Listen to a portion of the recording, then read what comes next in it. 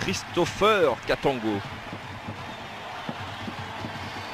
Et pas de position de hors-jeu, un ballon dévié de la part de Mayuka. Et une belle phase de jeu également. Avec un centre de belle qualité là, dans une bonne zone. Et derrière, plus prompte, plus rapide, le capitaine zambien. Ça fait 1-0.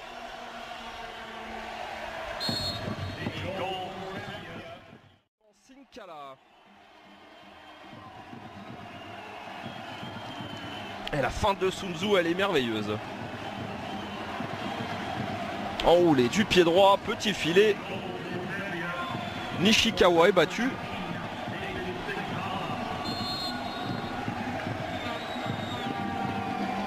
Et on voit déjà quelques petits gestes d'agacement.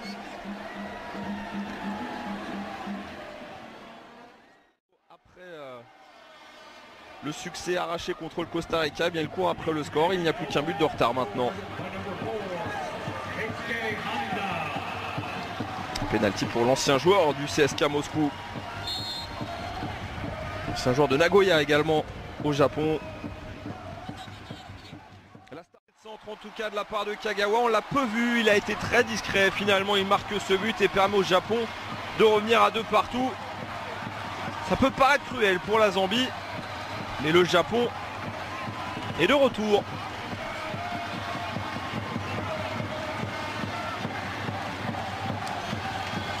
Allez, centre trouvé, belle zone.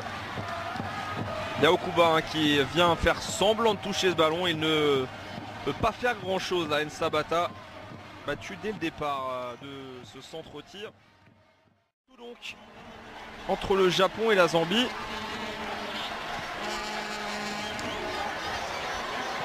Finissent mieux les Japonais là. Peut-être un élan retrouvé avec un joli geste. Oh, le but de Honda, coup sur coup. Les Japonais qui inversent complètement le sort et l'issue de cette rencontre. Honda qui vient profiter de la merveille de passe décisive de Morishiga. Et ça fait donc 3-2 maintenant pour les Japonais face à la Zambie. Et les deux stars qui frappent coup sur coup. Après Kagawa, c'est Honda.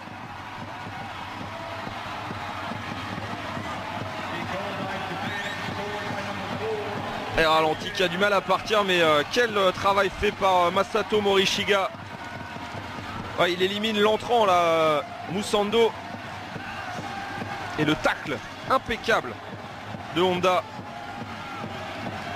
pour le doubler.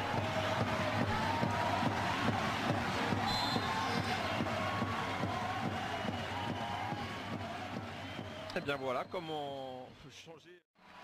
Et là aussi, on célèbre et on jubile. La frappe, elle est lointaine. Et elle est déviée et elle vient se loger, on l'a dit, sous la barre transversale. Il est un peu court dans son initiative là. Nishikawa. Frappe déviée donc.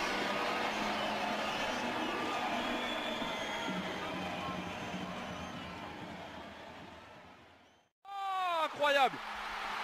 Quelle volonté pour ces Japonais, un match finalement complètement fou avec Yoshito Okuba qui vient marquer le coaching payant de Zakironi. Il a changé ses attaquants à la mi-temps. 3 buts inscrits par le Japon en seconde période. Et ça, c'est un but qui va leur faire du bien dans les arrêts de jeu. Contrôle parfait, frappe enchaînée, rien à dire. Le long ballon là envoyé justement par Aoyama. Et le contrôle parfait, et c'est assez rare pour le préciser, mais Sun Tzu cette fois-ci était en retard. Il a été quasiment irréprochable tout au long de la rencontre, malgré le fait que son équipe ait pris 4 buts. Voilà le 4e buteur.